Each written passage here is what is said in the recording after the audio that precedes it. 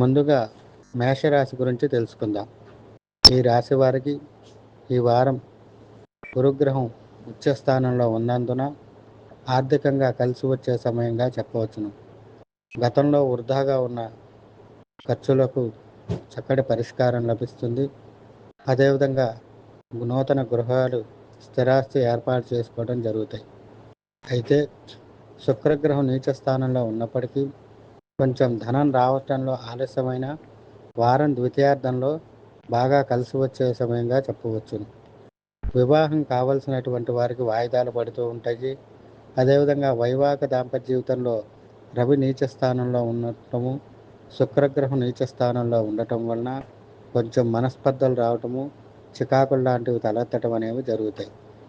ఈ రాశికి సంబంధించినటువంటి విద్యార్థులకు అనారోగ్య సమస్యలు తలెత్తడం, విద్యను అభ్యసించడంలో ఏ ఒక సమస్యలు తలెత్తి కాలయాపన, టైం వేస్ట్ అవ్వటం అనేటటువంటివి జరుగుతాయి. ఈ రాశికి సంబంధించినటువంటి వ్యాపారస్తులు కలిసి వచ్చే కాలంగా చెప్పవచ్చును. అదేవిధంగా నూతనంగా వ్యాపారాలు ప్రారంభించే వారికి కూడా అనుకూలమైనటువంటి వారంగా చెప్పవచ్చును.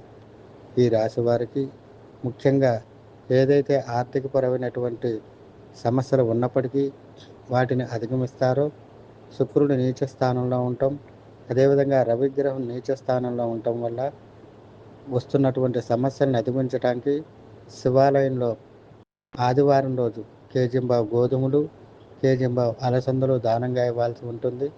అదేవిధంగా ప్రతినిత్యము ఆదిత్య హృదయం పారాయణగా చేయాలి. వీటితో పాటుగా లక్ష్మీనరసింహస్వామి కవచమును పారాయణగా చేయటం వలన వీరికి ఉన్నటువంటి సమస్యలకు చక్కటి పరిష్కారం లభిస్తుంది.